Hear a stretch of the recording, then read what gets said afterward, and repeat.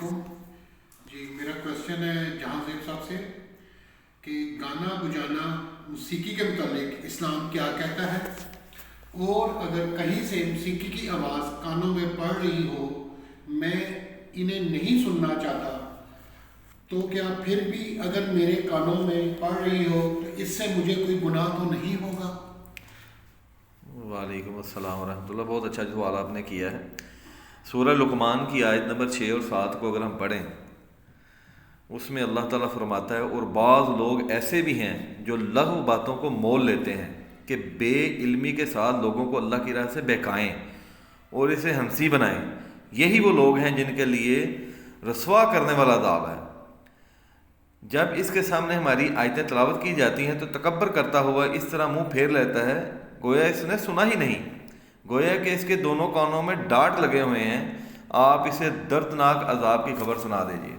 اچھا، اب اس آیت کی تفسیر جو ہے اس میں سیدنا عبداللہ بن مسعود رضی اللہ عنہ فرماتے ہیں کہ اللہ کی قسم جس کے سوا کوئی عبادت کے لائق نہیں، اس آیت میں لہو الحدیث سے مراد گانا بجانا ہے، اور یہ بات آپ نے 3 مرتبہ دہرائی. اب آپ غور کریں کہ قرآن کی تفسیر بیان کرتے ہوئے نبی مکرم صلی اللہ علیہ وسلم کے انتہائی جید صحابی ہیں تو یہ کیا فرما رہے ہیں. اس کے بعد اگر ہم آگے چلیں تو نبی کریم صلی اللہ علیہ وسلم کی حدیث کو سامنے رکھتے ہیں. پیارے پیغمبر صلی اللہ علیہ وسلم فرماتے ہیں، ان کی ایک صحیح حدیث ہے، اس میں بخاری کی کتاب شرح میں بھی ہے یہ، میری امت میں ایسے لوگ پیدا ہوں گے جو زنا، ریشم، شراب اور باجے حلال ٹھہرائیں گے، اور چند لوگ ایک پہاڑ کے پہلو میں اتریں گے. شام کو ان کا چرواہا ان کے جانور لے کر ان کے پاس آئے گا تو ان کے پاس فقیر آدمی حاجت و ضرورت کے لیے آئیں گے. اسے کہیں گے ہمارے پاس کل آنا، یعنی انہیں ٹال دیں گے. رات کو اللہ تعالیٰ ان پر پہاڑ گرا کر انہیں تباہ کر دے گا، اور ان میں سے کچھ لوگوں کو بندر اور سور بنا دے گا، اور وہ قیامت تک اسی طرح رہیں گے. اب آپ دیکھیں کہ یہ ناچ گانے والے جو ہیں، یہ صرف ناچ گانا ہی نہیں، شراب اور پھر وہ جو عورتیں ہیں ان کا رقص.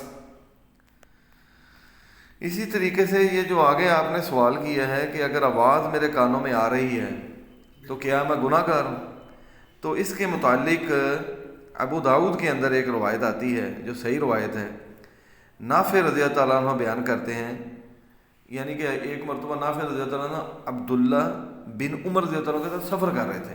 وہ کہتے ہیں کہ عبداللہ بن عمر رضی اللہ عنہ نے بانسری کی آواز سنی تو انہوں نے اپنی انگلیاں اپنے کانوں میں رکھ دیں اور راستے سے ہٹ گئے، یعنی دور چلے گئے.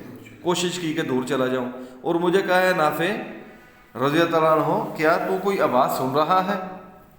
میں نے کہا نہیں. تو انہوں نے اپنی انگلیاں اپنے کانوں سے اٹھا لیں، یعنی باہر نکال لیں، اور فرمایا میں نبی کریم کے صلی اللہ علیہ وسلم کے ساتھ تھا، آپ صلی اللہ علیہ وسلم نے اسی طرح کی بات سنی اور ایسا ہی کیا. تو میرے پیارے بھائی، بہترین طریقہ جو سنت کا ہے، پیارے نبی صلی اللہ علیہ وسلم کا ہے، اس سے بہتر طریقہ کوئی نہیں.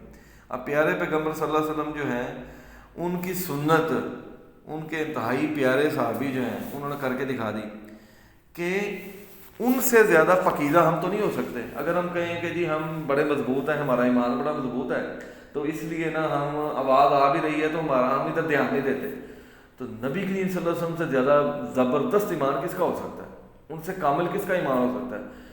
لیکن پتہ یہاں سے یہ چلتا ہے کہ شیطان کا جو شر ہے اس کو آپ نے ٹیسٹ نہیں کرنا. ایکسپیرینس آپ نے کیا نہیں اور پھنسے نہیں. آج ہی کس چیز کے اندر ہے کہ آپ اس کو ٹیسٹ ہی نہ کریں، ٹیسٹ ہی نہ کریں اس کو. آپ اپنے آپ کو ٹیسٹنگ فیز میں سے نہ گزاریں.